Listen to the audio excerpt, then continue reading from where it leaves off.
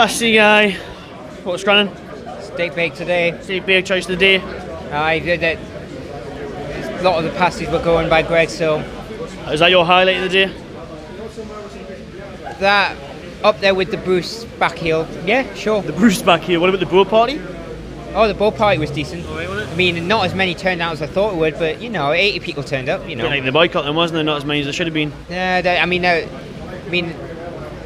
there was little scatterings around the east stand, and then there's to be fair, there was quite a lot by the corporate bits, and some by the leasers. But yeah, besides that, I didn't see too many. I mean, they said the official attendance was 47,000, but probably a couple thousand less. But no, it's not. They're a bit of a letdown, but it is what it is, I guess. You're a season ticket holder. You didn't choose to go today. Will you be coming back here in a couple of weeks' time against Watford?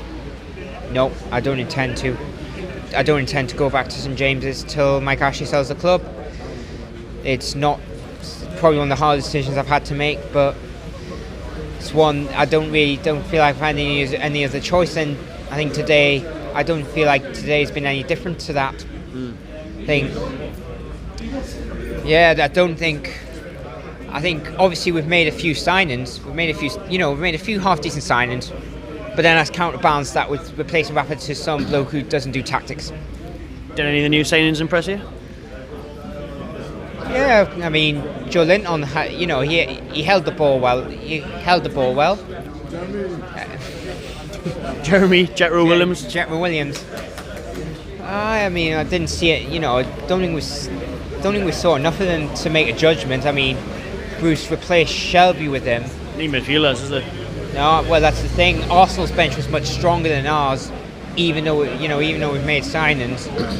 And then obviously we replaced Longstaff, with St Maximin, which I didn't get. But obviously we saw saw glimpses of St Maximin. But then a lot of the time we just, you watched it with Aspers with me.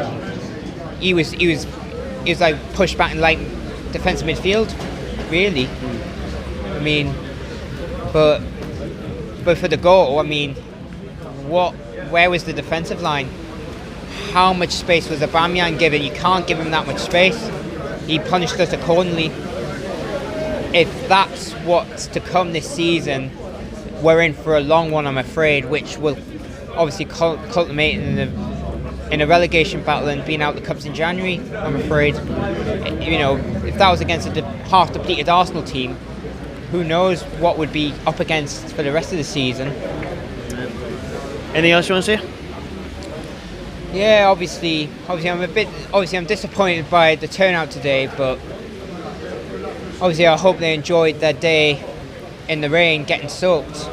And obviously it sounded like they were vocally supporting the team, even though it might have been quiet and they were moaning at a few misplaced passes. But I respect. I applaud anyone who boycotts today. Like obviously you and me, Keg, Andy.